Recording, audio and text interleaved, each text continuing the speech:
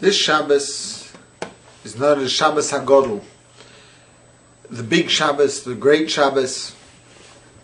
Various suggestions and reasons are provided as to why the Shabbos preceding Pesach has this particular name. One of the explanations is that the Shabbos preceding Pesach was a time where a Nes Gadol, a great miracle, occurred to the Jewish people.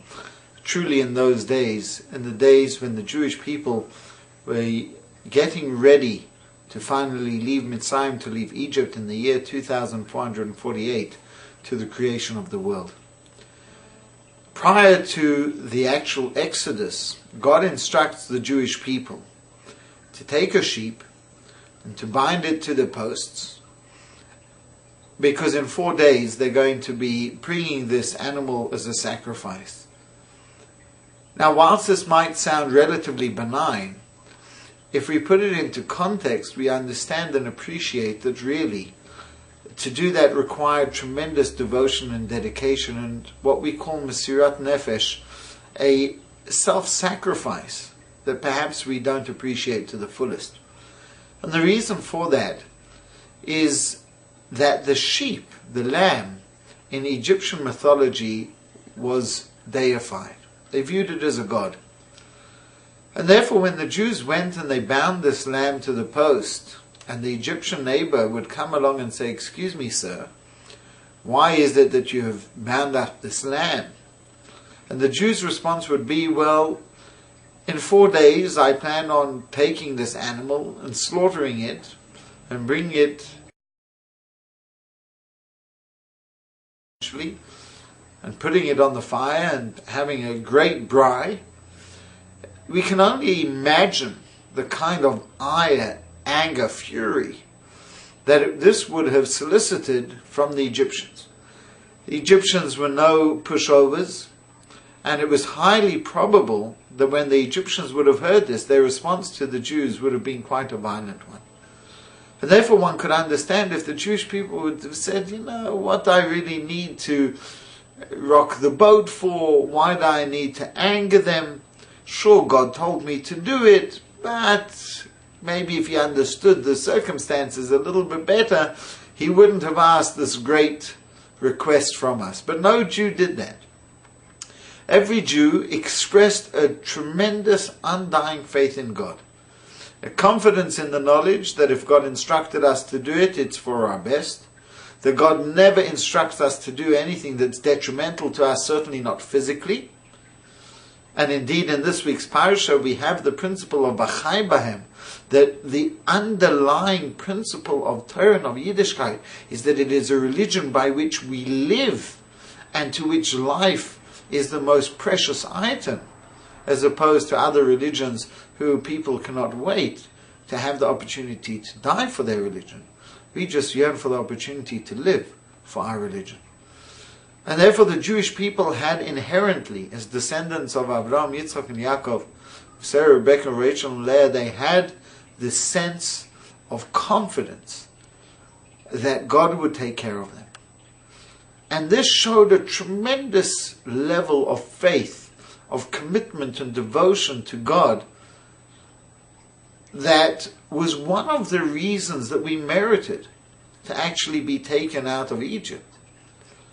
And what it essentially created was a tremendous miracle, a great miracle that all the Jews had essentially blasphemed against the Egyptians without so much as a repercussion.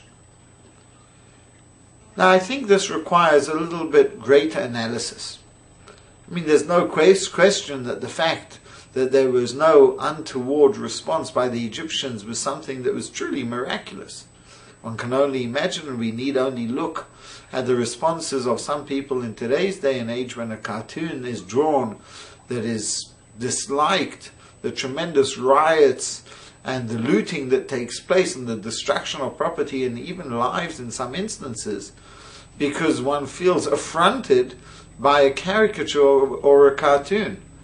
Imagine what the Egyptians must have felt when this wasn't a caricature. It wasn't a cartoon. It was taking their deity, binding it up and stating in no uncertain terms that the intent was to actually go and to kill this animal. And nevertheless, the response that came was really like that of a sheep. It was muted. It wasn't vociferous, it wasn't violent. And this, as I said, is the miracle that Shabbas Hagadol comes to commemorate. But I think perhaps there's another way of looking at it. And that is that perhaps it's not so much a question of the miracle of the response or the lack of response that the Egyptians chose to provide, but perhaps the miracle here was the commitment of the Jews.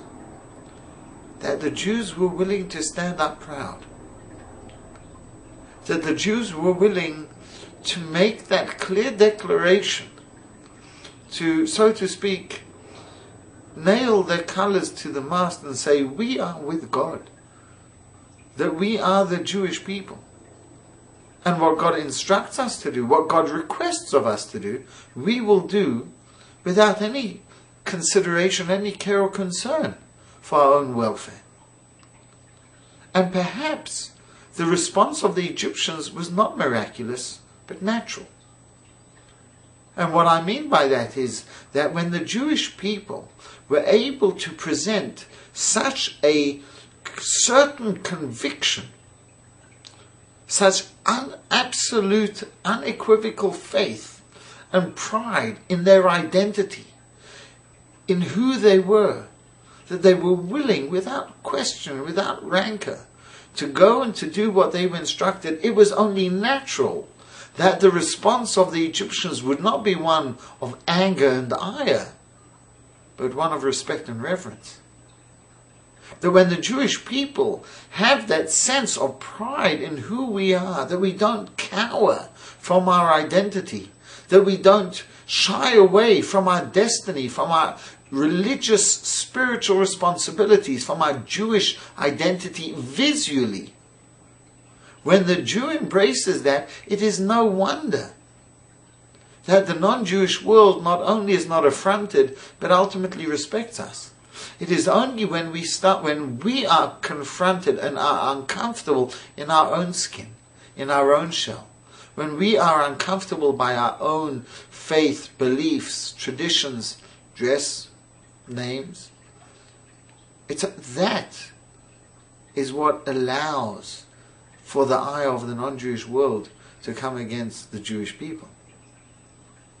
And therefore it's a very seminal message, especially as we come up to Pesach, that the stronger we are in our identity, the more respect everyone will have for us as a people, for us as a nation, and certainly for our religion. And unfortunately, sometimes that is the greatest miracle, and the Jewish people are able collectively to have this resounding voice of pride, of dignity and of honor of ourselves. That's a far greater miracle than the consequences and the response of the non-Jewish world which is muted. Now in those days, and unfortunately since then many a time, Jewish people throughout the ages have indeed been called upon to present themselves, to do things that would ultimately lead, possibly, and in many instances practically, to terrible persecution. And we cannot fathom what those kind of challenges are like, and I give a bracha to all the Jewish people from now until Mashiach comes, that we should never be challenged to have that kind of an experience, God forbid, not a single Jew. But we do have to ask ourselves one question. The Jews in the times of Egypt had to make a supreme sacrifice for the sake of their beliefs, where they had to literally put their life in harm's way, potentially, because this is what God had requested from them. We live in a time where, thank God, we're not asked of that. But we do have to ask ourselves, what have I done for Judaism? What have I done to express my pride in that identity? What sacrifices have I been willing to make to show that I am a proud Jew? Each one of us has to ask ourselves that question over this Pesach and over this coming Shabbos, the Shabbas Hagadol, ask ourselves the big question.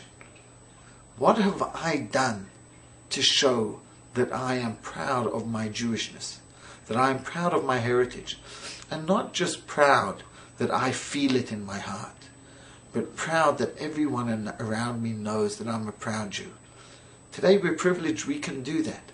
We can walk around with a yarmulke, showing that we are proud Jews without any fear of derision, of shame, of persecution. Now the challenge is not from without but from within. Are we willing to show that we are committed to our Jewishness in a very real way? And I think the answer to that question may indeed, hopefully, be the greatest miracle of all. That Jews are able to say, you know what, I'm no longer going to run away from my Jewishness, but I'm going to wear it not as a badge of shame, but a badge of tremendous pride. Please God, when we are able to achieve that, hopefully this Shabbos, and when we say L'Shana Haba Yerushalayim, it will indeed be L'Shana Hazeh, that this Pesach already we will celebrate in the holy city of Yerushalayim, all of us together with peace and harmony and tranquility. Good Shabbos.